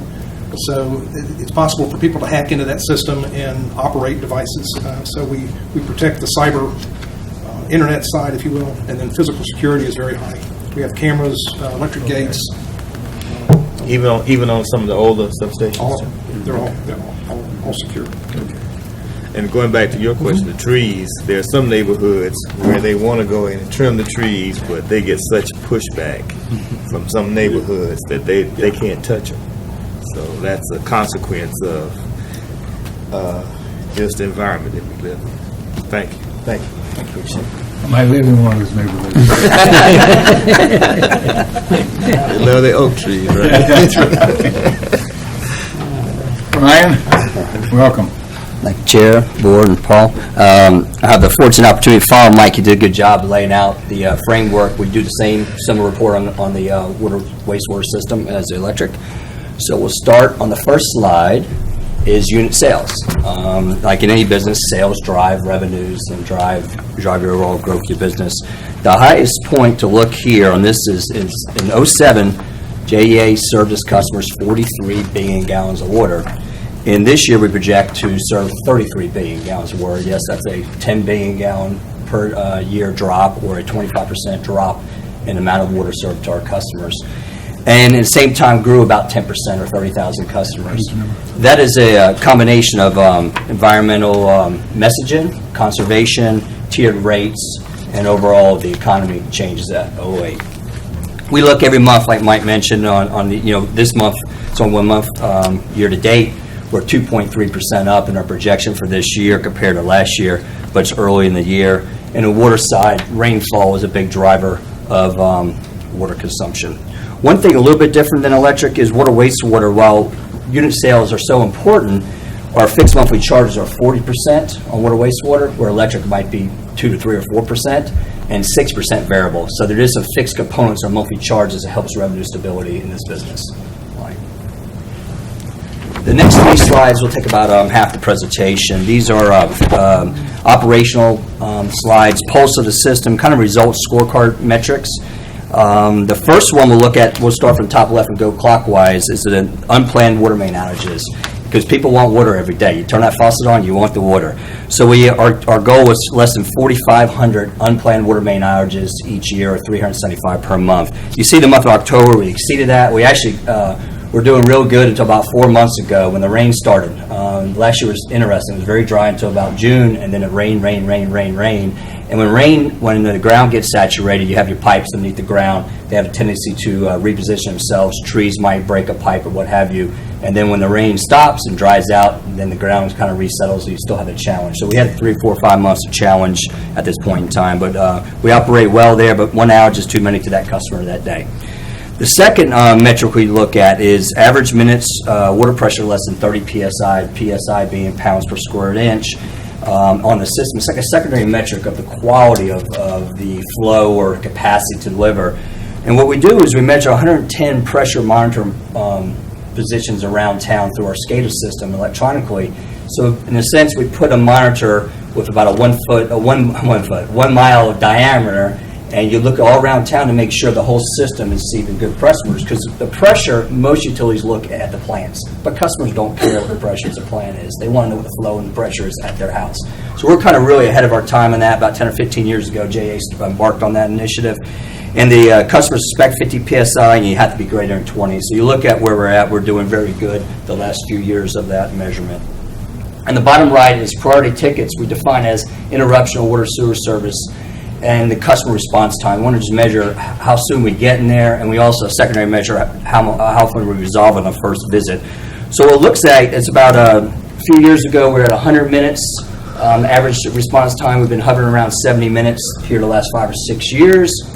We have 30,000 tickets a year, or 2,800 this month. That's also looked at as 30,000 opportunities to meet our customers and win them over. Because when that customer has an outage, sometimes it's not our outage. A lot of times, these outages are inside the house. Similar to the question on electric, you can have an issue inside the house, but they still need us to turn off the water so they can repair their service. Some, of course, are outages. So we resolve about 80% of those on the first visit, and then if we don't resolve it, we send crews out to repair larger breaks if we need to. Good opportunity. The line workers always win over customers when they solve the problems to customers. The next slide is the environmental compliance on the water system. The consumptive use permit is it's really the basis of our raw material that we have in the system.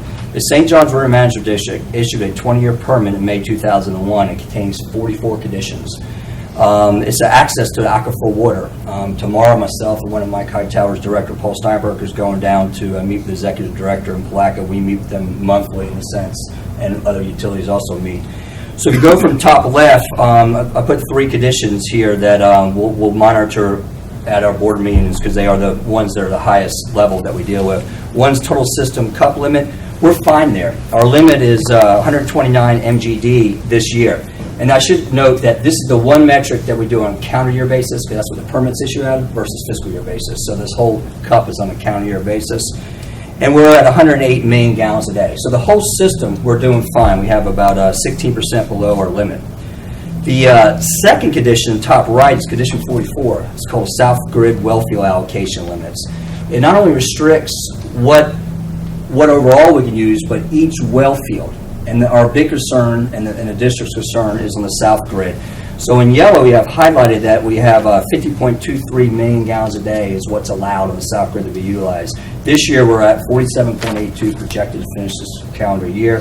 That's what a 2.5 million gallon a day margin, 5%, not quite what we want. The district does allow us to have 20% operational flexibility each individual plant, but long term, we have to continue to monitor this to growth. We have a lot of growth on the South Grid. So what JEA did about 10 years ago was put 2 river crossings to take water from our Main Street plant about a half a mile north of here and run about 15 million gallons a day right now across the river. And we're probably we're looking at about 5 more million gallons a day with a few more wells in the next couple of years. In addition, reclaim in the South Grid is essentially, we did a presentation, and I think it was February or March with the board, about requiring reclaim service in any new developments in the South Grid if there's any availability for us to get water lines or reclaim lines to these developments. And the last condition is 3738, reclaim water use. Right now we are at 13 million gallons a day, and I'm going to quote the words here and read them in the condition. Use of reclaimed water to the maximum extent technology, economically, and environmentally feasible. Right now we're at 13. We'll be at 15 MGD by the end of the year. We have a river crossing in District 2 by the Anheuser-Busch Brewery. We have a river crossing that will allow us to send a couple more million gallons a day to our power plants. We'll get to 15 million gallons a day. We have 20 million gallons a day by 2020 in our financial plans, and at that point, we do not have the increase getting to 32, 37, 44 MGD thresholds that the condition allows us to have more water in our cup. We don't have that in our financial plan, and we may not need those particular reclaim goals on a macro level, but specific areas where we need to make sure we meet those reclaim goals. Next one, wastewater environmental compliance. Nitrogen in the river, top left. Decade ago, we were about 1,200 tons to the river.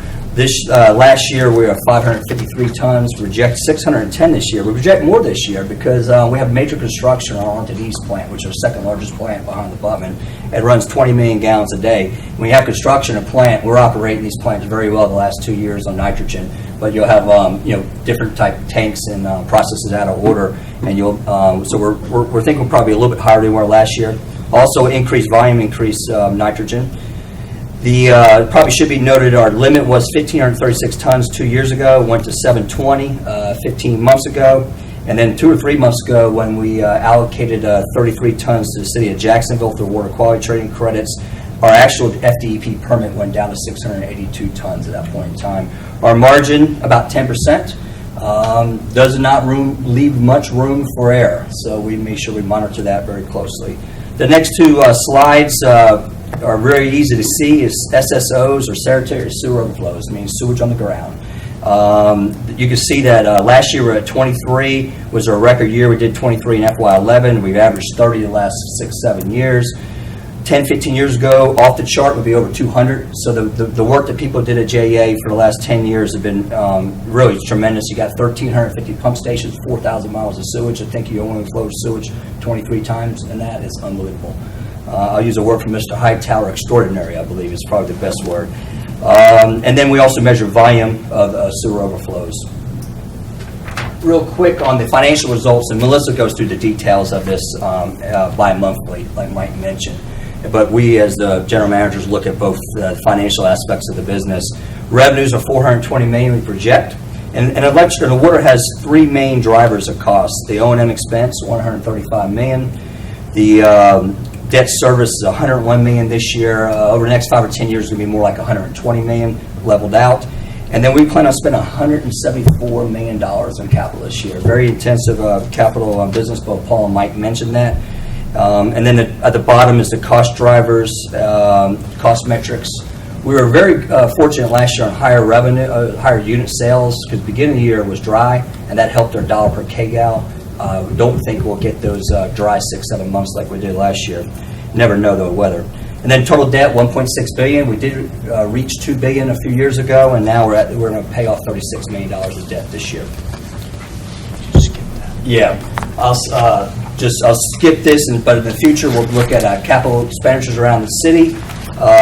Sewer CapEx is to highlight. We have $170 million with $550 million CapEx to be spent on sewer, pumps, pipe stations, and plants over the next 3 years. So major effort in CapEx there.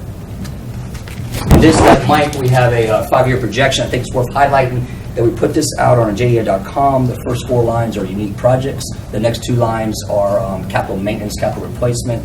And we have a list of every one of these projects, a list of manager. We show where it stands, whether it's in design, 30% design. We have a rigorous process into construction. And we keep this updated twice a year, both during budget year and during the rating agency period of time. And the bottom left, I should say, I got to show this slide at least. That's 20 million gallons a day goes through that pipe. And it's important to fix that pipe in the middle of the night because during daylight, that sewage went up on the ground. So the people do tremendous industrial hard work to fix this 54-inch diameter pipe. So I recognize the staff who does that work. And since I'm a minute over, just to end, that we're middle of the pack on rates. On the water waste, we're actually slightly below the middle pack because JEA has not raised rates on the water sewer system in 3 years, so 3rd year in a row. The year before that was a modest 2.5% increase.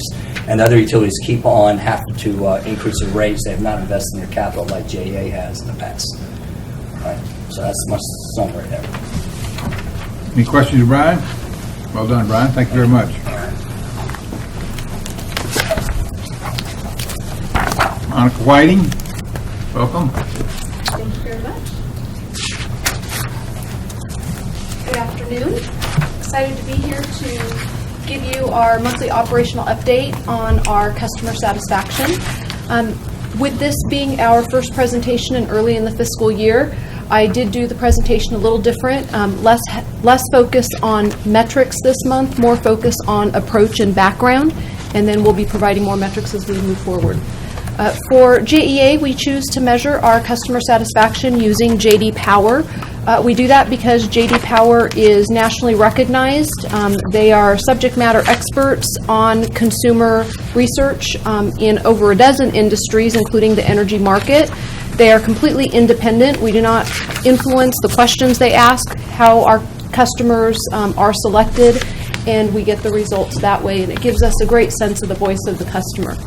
When we started this journey in 2012, it was not such a great story, but I think part of being a great utility is really looking at the information factually, understanding our opportunities for improvement, and then putting a plan together and acting on it, which is exactly what JEA did.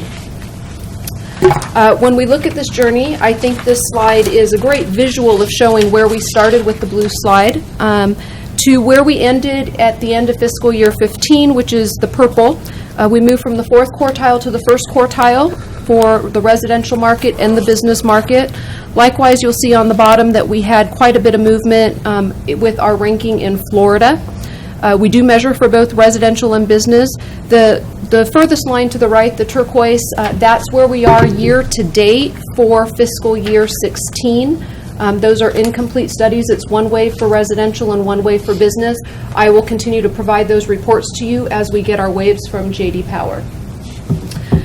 This slide was presented by J.D. Power in a national web conference, which really highlights JEA's movement over the last 5 years as being the most improved utility nationally, and this actually was a historical record for J.D. Power as well. The movement that we're seeing overall in the utility industry right now is unprecedented. Quite a bit of focus on all of the utilities across the country with a new focus on customer. This slide is a great reference slide when we talk about what are the drivers of satisfaction in the energy market.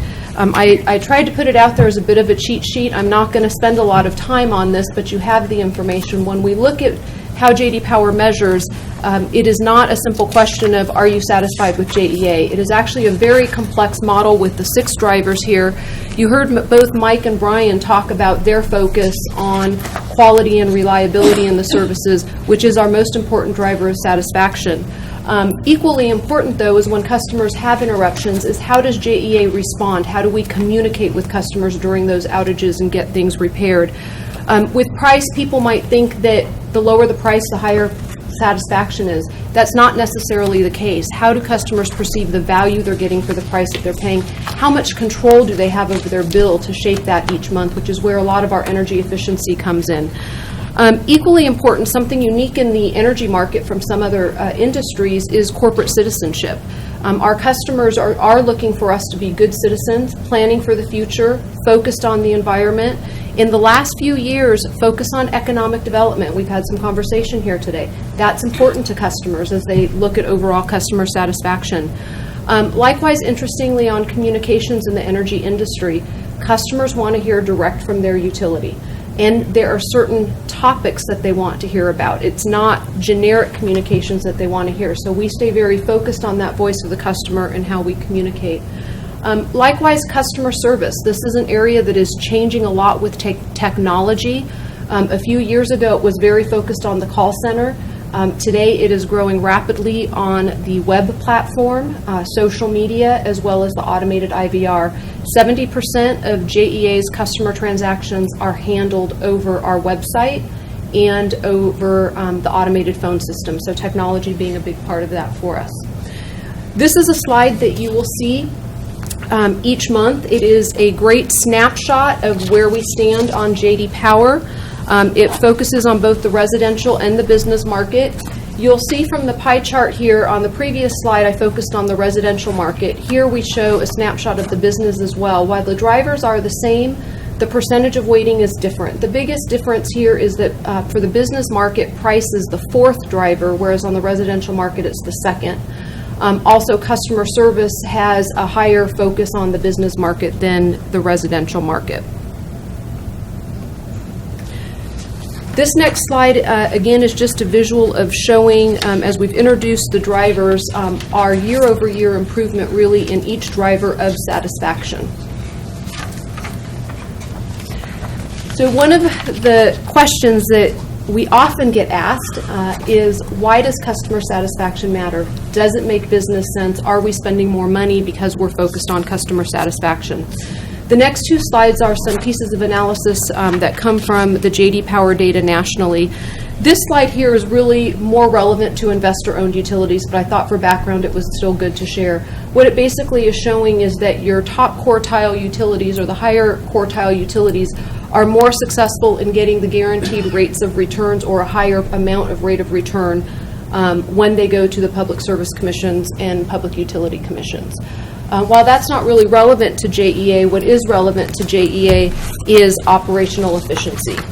What we see from this next slide is that our top quartile utilities tend to operate more efficiently and are spending less on customer service operations than your 4th quartile or your lower performing utilities.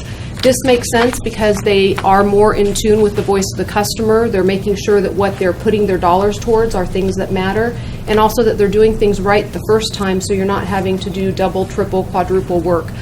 You'll see when we provide our reports, we do report out on first contact resolution and different items like that.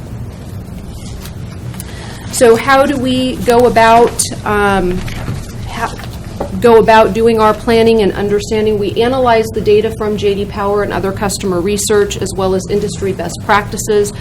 We use what we call a voice of the customer model, where we're understanding the drivers and input. Each year, as part of our strategic planning, we're developing our strategy and action plans.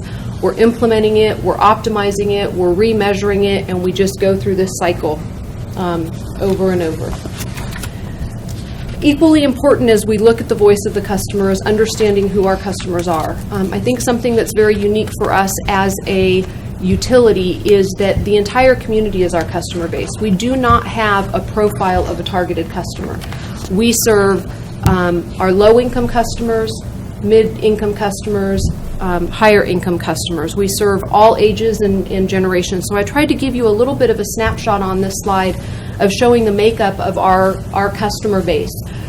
Why you'll also hear us very focused on rates is recognizing in serving our community, for our lower income customers, their utility bill can be a significant part of their household income, from 5 to 7%. And whereas when you get into some of the other income brackets, it might be below 1%. And so we really try to be aware of that and put a great focus on customer assistance programs as well. I'd also like to draw you to the bottom box in showing that 30% of our customer base, or our service territory population, are now made of Gen Y and millennials. Why is this important as we plan forward? They are actually driving the customer service market expectations. What we're finding is the other generations are following suit. They're setting the pace. And so there's a big focus on customization, personalization, and technology. And so that's definitely part of our planning as we go forward. When we look at the price driver in particular, you'll hear us talk a lot about value for price. We have conducted research with our customers to understand what generates and what creates value to them.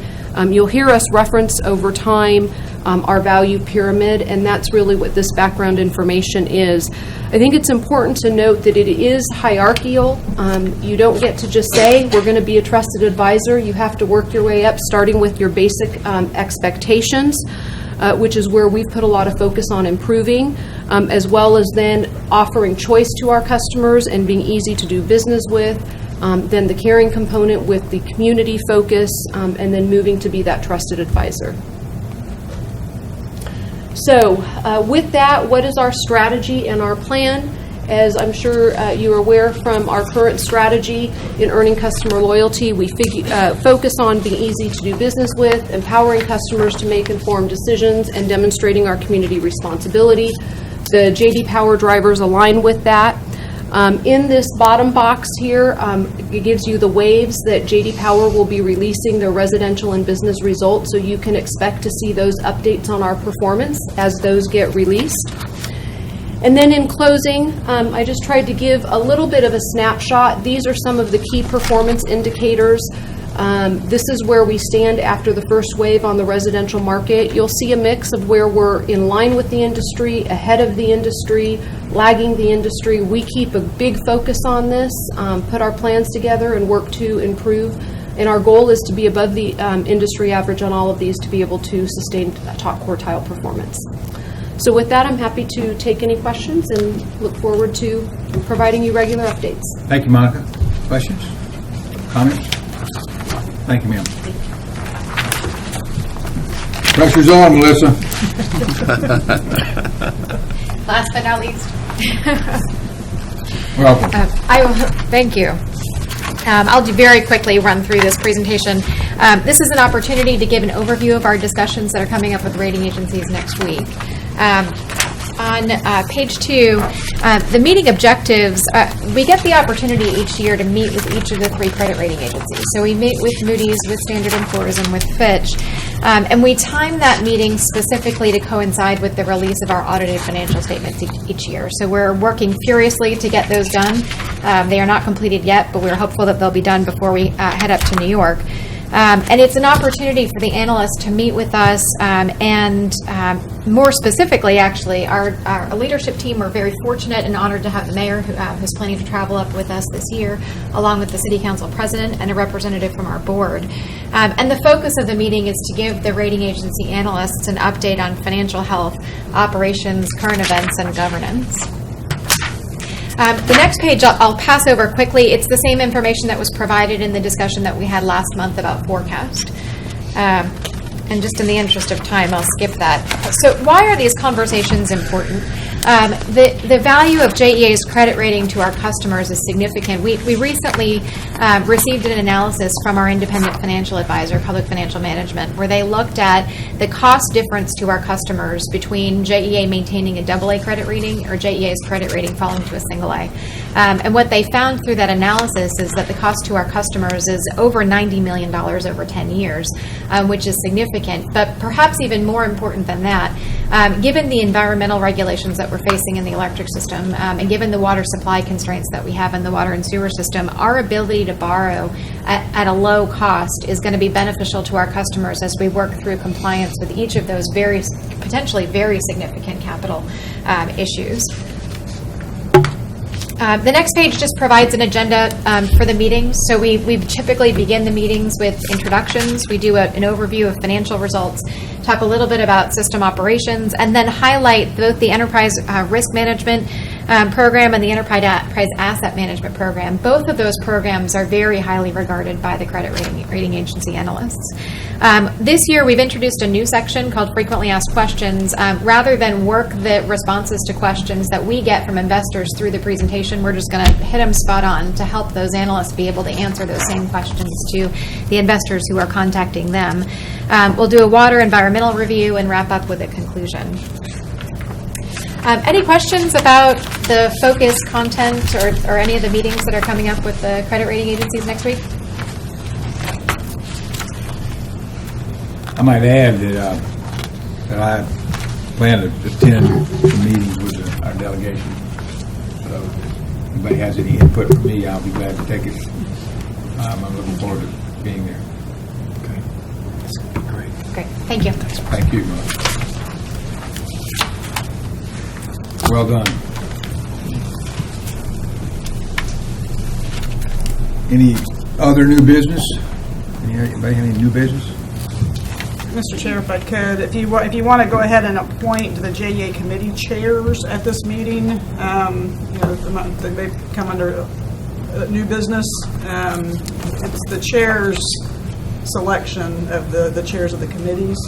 So you could do that either at this board meeting or at a later date. But as far as trying to get JEA business moving on the committee level, if you want to go ahead and appoint the chairs now.